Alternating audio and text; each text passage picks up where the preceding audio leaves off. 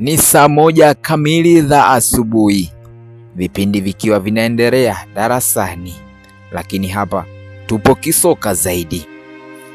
Mwanzoni mwa karne ya 21 alizaliwa kijana huko Kigoma Ujiji. Ndoto ya kusoma kwa mzazi, lakini kipaji kilizungumza zaidi.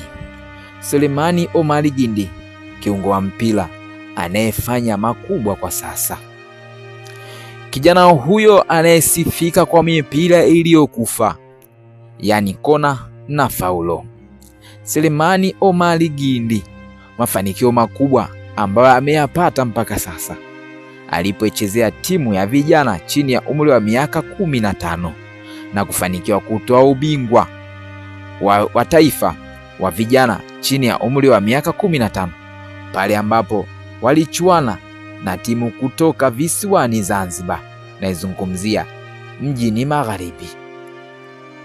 Baada ya ubingwa huo, Selemani Gindi alipata kuitwa timu ya taifa ya vijana chini ya umri wa miaka 17. Hapo Selemani Gindi alikutana na kocha mkuu wa timu ya taifa ya Tanzania, na mzungumzia Etienne Ndailagije, ambaye aliwahi kufundisha timu ya taifa ya Tanzania, yani Taifa Stars. Novemba mwaka 2023 alijiunga na chuo kikuu cha Waislamu Morogoro. Alipochagua shahada ya uandishi wa habari, Selemani Omari hakusita kuonyesha kipaji chake.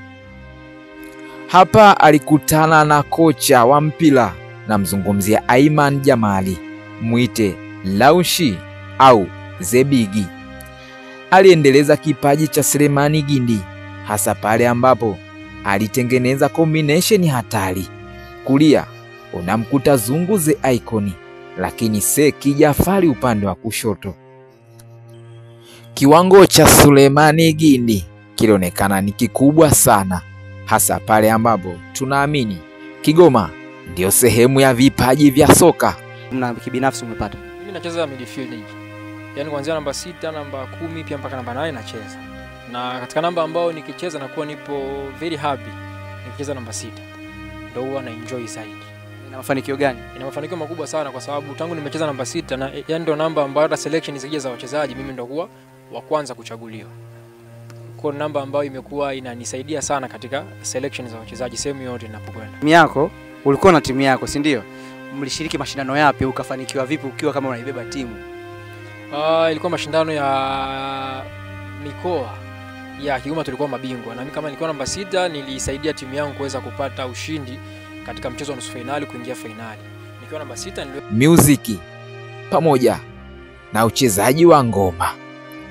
Disemba 31 ziliundwa timu mbili kama kutafuta timu ya darasa.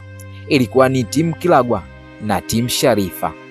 Hapa ilikuwa mechi kati ya sociology na media ethics.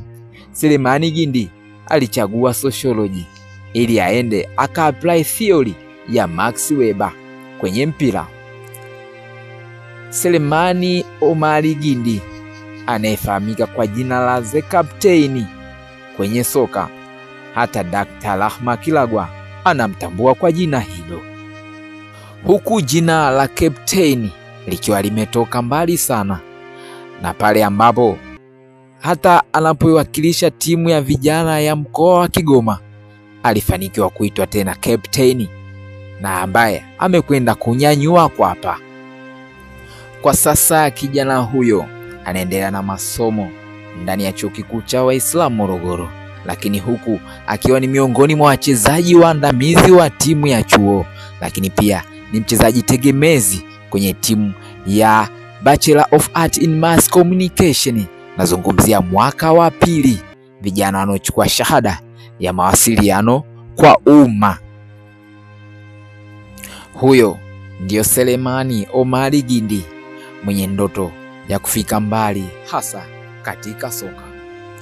Kijana Selemani Gindi ambaye ni kijana ambaye anaonyesha uwezo wa hali ya juu hasa katika soka. Makala hii imeandaliwa na Salimu Njoe, sauti ya shamba yenye mamlaka.